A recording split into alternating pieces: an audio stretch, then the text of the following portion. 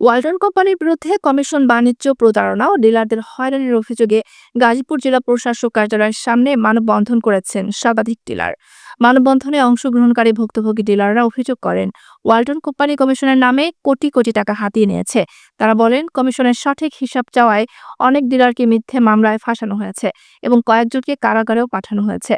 একজন ডিলার বলেন, ব্যবসা শুরুর সময় 50 লাখ টাকা জমা দিয়ে ডিলারশিপ নেই, কিন্তু ওয়ালটন কোম্পানি সেই টাকার সমমূল্যের পণ্য দেয়নি। উল্টো কমিশনের নামে ধাপে ধাপে আরও টাকা নিয়েছে। এখন আমরা কমিশনের হিসাব চাইলে মামলা দিয়ে হয়রানি করছে। অন্যান্য ডিলাররাও একই অভিযোগ করেন যে ব্যবসায়িক স্বচ্ছতা বজায় না রেখে কোম্পানি পক্ষ তাদের দমন পীড়নের পথ বেছে নিয়েছে। তারা আরও বলেন, অনেক ডিলার এখন পথে বসেছে, পরিবার পরিজন নিয়ে মানবেতর জীবন কাটাচ্ছে। মানববন্ধনে বক্তারা এই ঘটনার সুষ্ঠু তদন্ত এবং দায়ী ব্যক্তিদের শাস্তির দাবি জানান। তারা সরকারের উচ্চ মহলের হস্তক্ষেপ কামনা করেন, যাতে ব্যবসার নামে সাধারণ মানুষ প্রতারিত না হয়।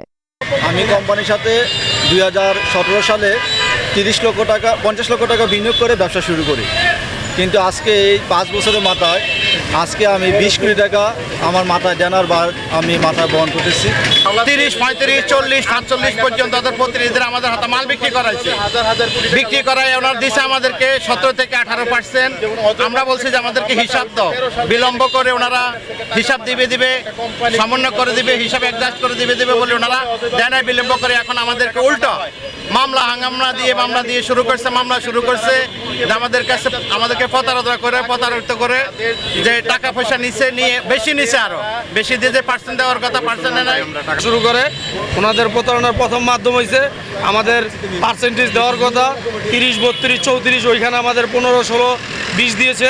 আমাদের বিভিন্ন অফারের টাকা, আমাদের ব্যাংকে টাকা জমা দেওয়া টাকা, আমাদের সকল অর্থ ওনারা বিভিন্ন মাধ্যমে, প্রতারণার মাধ্যমে, ওনাদের মার্কেটিং বিভিন্ন পলিসির মাধ্যমে আজকে আমরা এই ক্ষতিগ্রস্ত হয়ে আমরা এই পথে প্রান্তে ঘুরতেছি। আমি খালি না, আমার পরিবার সহকারে জেল খাটাইছে, আমার ওয়াইফ সহকারে 1 বার না 2 বার জেল খাটছি আমরা। আমার ওয়াইফ তখন গর্ভবতী ছিল, ওই অবস্থায় জেল খাটছি। তারপরে আমাদের সংসারে এত অশান্তি, এত অভাব অনটন, এই কোম্পানির সাথে ব্যবসা করতে গিয়ে ব্যাংকের জেনে জরাজীর্ণ, আমরা বিভিন্ন কিস্তিতে ঋণ নিয়েছি, টাকা পয়সা দিতে পারতেছি না। এবং ডিলারদের নির্দিষ্ট কমিশন ঘোষণা করে নির্দিষ্ট কমিশন না দিয়ে তাদের নামে মিথ্যা লেজার সৃষ্টি করে তাদেরকে ঋণগ্রস্ত করে রেখেছে। কোম্পানির এই টাকা দিতে গিয়ে ডিলাররা ব্যাংক লোন করে, এনজিও লোন করে, আত্মীয় স্বজনের কাছে লোন করে। আজকে তারা ঋণগ্রস্ত, তাদের অনেকের ব্যবসা নাই, তাদের ছেলে মেয়েদের ভরণ পোষণের ব্যবস্থা করতে পারে না, অনেকের ছেলে মেয়েদের স্কুলের লেখাপড়া বন্ধ হয়ে গেছে। এগুলো নিয়ে পূর্ব আমরা মানববন্ধন করেছিলাম ঢাকাতে। ওয়ালটন আমাদের সাথে বসে সমন্বয়কদের সাথে নিয়ে, হাসনাত আবদুল্লাহকে নিয়ে সমাধান করার আশ্বাস দিয়েছিল, বলেছিল আমাদের এই সমস্যাগুলো তারা সমাধান করে দিবে। কিন্তু কালক্ষেপণ করে গরিমসি করতে থাকে। দীর্ঘদিন গরিমসি করার পরে ঈদের পরে এসে দেখলাম অনেককে তারা মামলা দিয়ে গ্রেপ্তার করতেছে, নতুন মামলা।